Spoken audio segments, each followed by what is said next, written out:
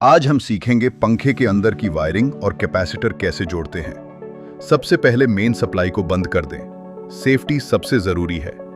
पंखे के अंदर आमतौर पर 3 वायर होते हैं, स्टार्टिंग वायर, रनिंग वायर और कॉमन वायर। अब कैपेसिटर के 2 तार होते हैं।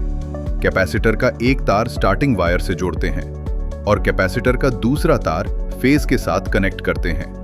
कॉमन वायर को सीधे न्यूट्रल से जोड़ दिया जाता है। ध्यान रखें, सभी कनेक्शन अच्छे से टाइट और इंसुलेटेड होने चाहिए। अब सप्लाई चालू करें, पंखा स्मूथ चलने लगेगा।